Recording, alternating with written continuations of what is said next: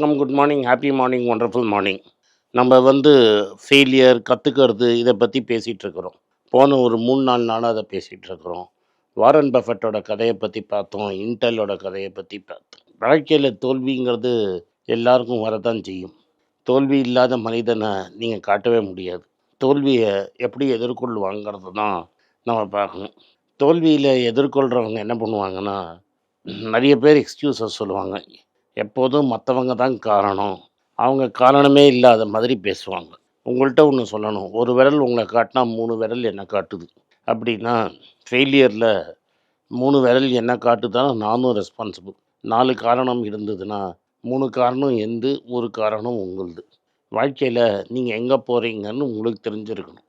First நான் Intel கதையில சொன்ன மாதிரி, நீங்க உங்க ஓனர் மிஸ்டேக்குக்கு ஓனர்ஷிப் எடுத்துக்கணும். நான் தப்பு பண்ணிட்டேன் அப்படிங்கிறத நீங்க ஒத்துக்கணும். அப்படி நீங்க ஒத்துக்கலன்னு வைங்க, வாழ்க்கையில எங்கேயுமே போமாட்டீங்க. வாழ்க்கையில அழிஞ்சு போயிடுவீங்க. ஏன்னா உலகம் உங்கள பத்தி கவலையே படாது. என்ன பத்தி உலகம் கவலைப்படாது. நான் உலகத்த பத்தி கவலைப்பட மாட்டேன். நீங்களா தான் உங்கள பத்தி கவலைப்பட்டுக்கணும். நீங்களா தான் உங்கள் வாழ்க்கையில முன்னுக்கு வரணும். நீங்க தப்பு மேல தப்பு பண்ணிட்டு, அதுலேருந்து பாடத்த கத்துக்காம இருந்தீங்கன்னா, உங்க வாழ்க்கை தான் வீணா போகுது. எங்க அப்பா சொல்ட்டாரு, எங்க அம்மா சொல்ட்டாரு, நீங்க தப்பு பண்ணீங்கன்னு வைங்க. யாரும் யாரையும் காப்பாத்த முடியாது.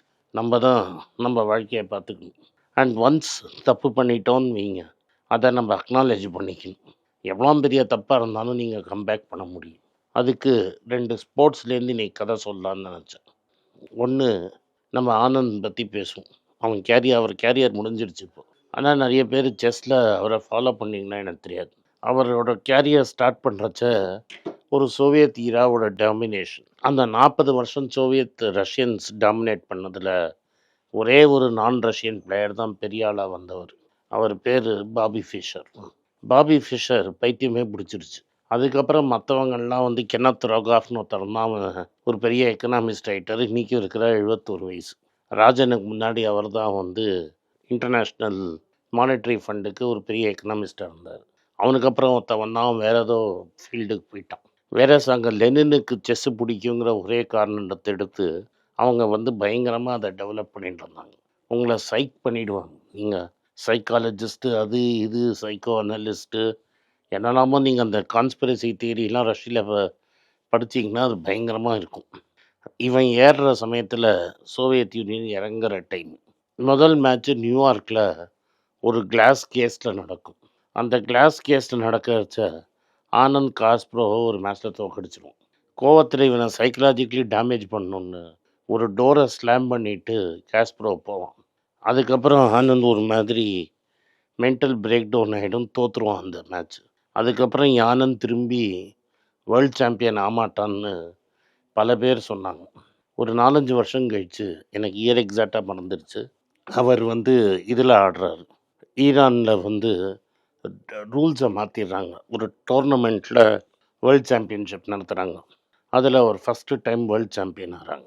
அதுல அப்ப எக்ஸிஸ்டிங் வேர்ல்ட் சாம்பியன் இன்னொரு ரஷ்யன் கிராம்னிக்னு பேரு. கிராம்னிக்கு வந்து என்ன சொல்றான், நான் அத பார்ட்டிசிபேட் பண்ணவே இல்ல. அது ஒரிஜினல் செஸ் சாம்பியனே இல்ல அவருன்னு. அதுக்கப்புறம் ஒரு ரீயூனிஃபிகேஷன் மேட்ச் நடத்துவாங்க. அதுல அவர் கிராம்னிக்க தோற்கடிச்சுருவான். திரும்பி ஒரு மேட்ச் நடக்கும். அதிலயும் கிராம்னிக்க தோற்கடிச்சுருவான். நீங்க அதுல பார்த்தீங்கன்னா, அதுல சைக்காலஜிக்கல் ப்ளே நெறைய இருக்கும். அடுத்தது டோபலோவ், அதுக்கப்புறம் கெல்ஃபாண்ட் அப்படின்னு 2 பேர தோற்கடிச்சுரும். அதுக்கப்புறம் 2 வாட்டி கார்ல்சன்ட தோத்துருவான். அது fag end of his career.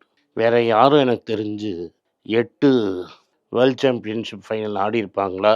நான் ரஷ்யன் அப்படிங்கிறது எனக்கு தெரியல. இது எல்லாமே ஏன் பாசிபிள்னா, ஹிஸ் மென்டல் ஸ்ட்ரென்த் என்னார்மஸ்.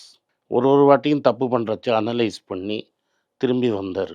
அண்ட் அவருக்கு அவ்வளோ தூரம் ரிசோர்ஸஸ் இன்னைக்கு இருக்கிற கூகேஷுக்கு இருந்த ரிசோர்ஸஸ் அவருக்கு கிடையாது. ரொம்ப நாளைக்கு அவர் கம்ப்யூட்டர் இல்லாம தான் ஆடினார். முதல் கம்ப்யூட்டர் வாங்குறதுக்கு எவ்வளோ கஷ்டப்பட்டுருப்பாருன்னு நம்மளால நினச்சு கூட பார்க்க முடியல. இதில் ஒரு கான்டெக்ஸ்ட்டை உனக்கு கொடுக்கணும். டோட்டலாக இன்னைக்கு உலகத்தில் 1800 கிராண்ட் மாஸ்டர்ஸ் தான் இருக்காங்க. இந்த 1800 கிராண்ட் மாஸ்டர்ஸில் 2% தான் காசு பண்ணுறாங்க. அப்படின்னா top 30, 35 people are the only ones who make money. மீதி இருக்கிறவங்க எல்லாருமே ஹேண்ட் டு மவுத் எக்ஸிஸ்டன்ஸ். எவ்வளோ ஈஸியாக இருந்திருக்கும் அவனுக்கு மற்றவங்கள ப்ளேம் பண்ணுறதுக்கு, அவனோட ஃபெயிலியர்ஸுக்கு. நான் இதெல்லாம் பண்ணிட்டேன்ப்பா, நான் தான் ஃபஸ்ட்டு இந்தியன் கிராண்ட் மாஸ்டர், நான் தான் ஃபஸ்ட்டு வேர்ல்டு ஜூனியர் சாம்பியன். அவர் ஜெயிச்சு நியர்லி 20 வருஷம் கழிச்சு தான் குகேஷ் ஜெயித்தான். உலகத்திலேயே வேறு யாராவது ஒரு ஆள் ஒரு ஸ்போர்ட்டை ஒரு நாட்டுக்கே கொடுத்துருப்பாருன்னா கஷ்டம். இது எல்லாமே அவரோட mental strength, resilience and ability to learn from மிஸ்டேக்ஸ்னால தான் தெரியுது. அண்ட் இப்போ இதெல்லாம் மைண்டை காமாக வச்சுன்னு பண்ணியிருக்கிறார். இன்னொரு எக்ஸாம்பிள் நான் உங்களுக்கு சொல்ல வேண்டியது வருண் சக்கரவர்த்தி. வருண் சக்கரவர்த்தி வாழ்க்கையில் என்ன பண்ண போகிறோன்னே தெரியாமல் பண்ணவர். நிறைய இன்டர்வியூ ரீசெண்டாக கொடுத்துருக்காரு, நீங்கள் பார்த்தீங்கன்னா தெரியும். நம்ம ஊரில் எப்படின்னா சக்ஸஸ்ஃபுல் ஆனப்புறம் நிறைய இன்டர்வியூ விடுவாங்க. 5 வருஷமாக அவர் சக்ஸஸ்ஃபுல்லு. இப்போ தான் வருண் சக்கரவர்த்தி ஃப்ளேவர் ஆஃப் தி மந்த்தாக இருக்கார் நம்ம ஊரில். இதில் என்ன நீங்கள் முக்கியம் நீங்கள் கண்டுக்கணுன்னா வருண்கிட்டங்கிறத நீங்கள் புரிஞ்சுக்கணுன்னா, லேட் ப்ளூமர். 26 வயசு வரைக்கும் அவர் என்ன பண்ண போகிறாருன்னு அவருக்கே தெரியாது. முதல்ல கிரிக்கெட் ஆடினார், அதுக்கப்புறம் ஆர்கிடெக்சர் படித்தார், அப்புறம் ஆர்கிடெக்சர் செட் ஆகாதுன்னு சினிமாவுக்கு போனார். சினிமாவுக்கு அப்புறம் ஒன்றும் ஆகலை. இந்த ஆர்கிடெக்சர் பக்கத்தில் ஒரு பொண்ணை பார்த்து லவ் பண்ணிட்டாரு. அந்த பொண்ணு பாவம் இவர் எல்லா இடத்துக்கும் சப்போர்ட் பண்ணியிருக்குது. நீங்கள் 6000 ரூபா சம்பாதிச்சா போனேன், எப்படியாவது குடும்பத்தை நடத்திடலான்னு ஐடியா கொடுத்துருக்கு அன்றைக்கி. அதுக்கப்புறம் ஃபாஸ்ட் பவுலிங் போட்டிருக்காரு. ஃபாஸ்ட் பவுலிங்லேருந்து ஸ்பின் போட ஆரம்பித்தார். அதுக்கப்புறமும் 2 வாட்டி ஃபெயிலியர். முதல் ஐபிஎல் சீசனில் பஞ்சாப் சூப்பர் கிங் பஞ்சாப்க்கு எடுத்து ஒரு மேட்ச் போட்டார். அதில் ஃபஸ்ட்டு ஓவர்லேயே சுனில் நாராயண் 23 ரன் அடிச்சிட்டான். அதுக்கப்புறம் இன்ஜரி, ஒரு வருஷம் ஆடலை.